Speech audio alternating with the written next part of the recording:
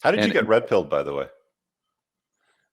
well, Like, was it a girl? Was it no, disappointment? Like, was it just a sequence of events? Like, what brought no, you to the no. red pill? Like, what brought you to Rolo stuff and seeing my stuff?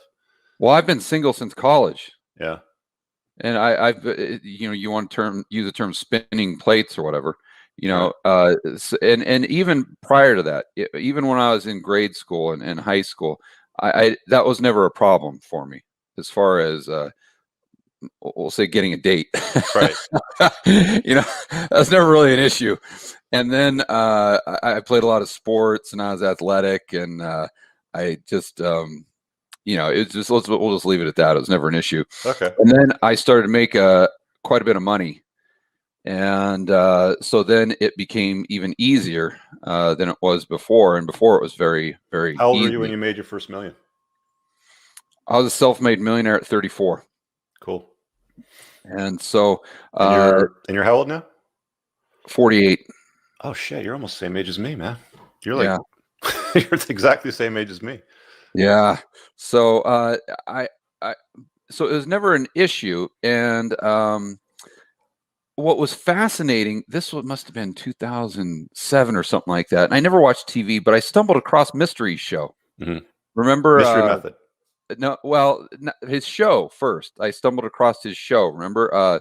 The one where he walked around the platforms with the painted fingernails and the big hat and all that. Yeah, and he'd show the nerdy kids, Yeah. what they were doing wrong and stuff. What the heck was it called? The Lovable Loser or something. I don't know what it was. Yeah. But anyway, I saw that show that he had on VH1, and I was immediately interested by it. I'm like, well, this is kind of a fascinating concept. and then I started to listen to the psychology behind what he was talking about, and I'm like, wait a minute, this makes sense, because this aligns with all of the experience I have had with women up to that point. And not just me, but my buddies in college. Yeah. You've got some buddies in college that It's weird, are eh? like It's Brad Pitt, it's then you like got other seeing the buddies code in in the college Matrix. Like, you see how everything works, yeah, instead of seeing like the summary, you see like the full equation to get to the summary. Yeah, and when I saw what he was teaching the nerdy kids or whatever, and how that was all the guys that I knew in college and in high school for that matter, that just had women just flock to them just naturally. That's how they were. That was just their normal personality. When he was talking about negging or something like that, or that was just the way they naturally were. They came from a mindset. I don't know what's first, the chicken or the egg, but they would come from a mindset of total abundance when it comes to women. And instead of this scarcity mindset. And because they always felt as though there was just an abundance, and they always had an abundance, when they were texting, or back in the day, paging or whatever, when they were talking to the gals around them. That really dates you when you talk about paging. So for those of you that are watching this that are in like the core of my demographic, they've probably never heard of pagers. We used to carry around these little boxes on our belt, and they would buzz with a number on top of it. And it was usually, somebody was calling you to call you back at that number so they could get you. Right, or you could check your voicemail. Yeah. Yeah. Yeah. But what Mystery was talking about, I'm like, that's all the guys that I know where this came very easy. This is just how they are naturally. So it kind of went from a subconscious thing to a conscious thing. And then he just kind of made it a science. But that's what really fascinated me. And then, but the key component that he was missing is he obviously tells you, how to interact when you first meet a gal. And that's going to be beneficial if you don't know what you're doing. But then once you start to date the gal, that's when you have to read Rolo stuff. Because if you just have Mystery stuff, let's say if you just have game without the red pill stuff, you're still not going to. Children with dynamite. You're going to screw up and cause problems. Hey, yeah, you've never been married. You said you've never had a long-term relationship, so you've mostly been a lifetime plate spinner. I mean, did you ever get like, what stopped you from inviting a woman into your life on a more intimate basis? I think there's a lot of things. First and foremost, when I got out of college, I knew that well, you don't have the conscious thought. I was just hardcore entrepreneur. That's all I wanted to do is make money. I just really Did you have an icon that you followed, like somebody that inspired you? What's that? Did you have an icon that you followed, like somebody that inspired you to become an entrepreneur? Like, I want to be that guy. Mm-mm. Not No, even, eh? no. I wanted to make money, and I Mm, wanted to figure out ways to make money. And once I got my claws into something, I've been like this my whole life. I get very OCD, yeah. and so it can be good and it can be bad. But I get into a business and I just get tunnel vision, where I wouldn't date. I mean, I'd go out with gals here and there, but it wasn't even part of my conscious thought for a long periods of time when I was just hyper focused Mm. on building a business, as an example. So. There's a lot of things that go into it. I've always been very independent. And you You've saw always women had as getting in choice. the way of that goal, like they distract you from it or take you away from it, or Well, I think you can definitely allow that to happen, where mm, gals can be. I think for 99% of guys out there, they're a huge distraction because mm, they allocate so much time and energy into pursuing women.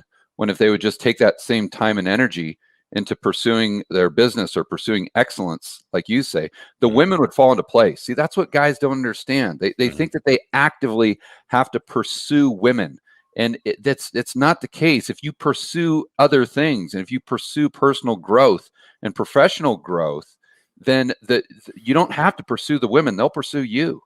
And It's 4 words: chase excellence, not women. yeah, That's all you need to know. I mean, if you yeah. can do that well, and when women start coming into your life, you don't screw it up by being a total simp or like a plugged in beta. Um, it's not hard and it's fun. Yeah, yeah, and the magic to what you just said is not only if you're single, but if you are in a relationship, it's just as applicable, if Mhm. not more so, There's a because lot of guys with a lot of money out there, and I'm sure you see a lot of them too that have been very successful. They put a dent in the universe. They've built some kind of world-class product or service. They've changed people's lives. Things have improved, and they have a massive store of value of it, with AKA money. As a result of that. But they just like suck so bad with women, man. Like they've been through multiple marriages. They have just women that they just bend the knee to completely, even though they're like champions of their craft. I'm not going to mention any names, but you and I both know people that I'm very very good friends with Mhm. that would that would admit that they fall into that category to a great degree. Happens to a lot of men, man. And I wish I could talk to more of those guys, right? Like I talk to a lot of dudes, but those guys would have the biggest effect because of what they do in their lives with their businesses. Yeah, it's unbelievable that they can be so I don't know if alpha is the right word in their business Mhm. life, yet be so beta in their personal Personal life. life. Yeah, it's crazy. It's Yeah, crazy. I've Yeah, never it's a huge understood risk. that. That is, I think, the majority of guys that are like, because the majority of the guys have this idea of what women want, Mhm. and it's just completely skewed Mhm. for whatever reason. They think that, well, women want you to just constantly compliment them and constantly buy them chocolates and roses and constantly just to defer to Praise them. them to every single decision you make. And what they don't understand, yeah, Oh, is that's not the way it works. That's doesn't not what work. they want. And I think even gals who are honest, if you say, "Hey, would you want a guy who behaves this way or this way?" They would say, "No, no, no, that other." If they're too sappy, if they're too over the top, it's just a complete turnoff. But it's not to say that you have to be a jerk or you have to be an asshole. That No, that's really, and yeah, see, you figured it out. guys take it too far, Mhm. and then they become a jerk. You've got to be this even kind of right in the middle, I think.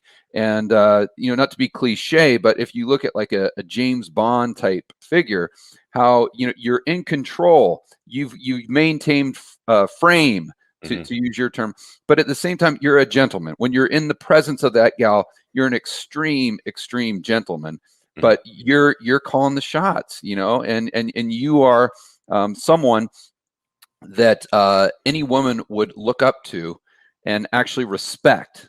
And I think women respect ambition, and they also respect a guy that's a decision maker, that is a leader of other men that can solve problems Mhm. and that can take control of a situation, while at the same time someone that's going to treat them well. Yeah. And guys just James Bond conflate is like all the of those things perfect and don't get avatar it. for that. I think you really, hit the nail on the head because I've talked to a lot of guys now privately that are seasoned gentlemen, and I think the James Bond avatar is probably the best way to accurately define that.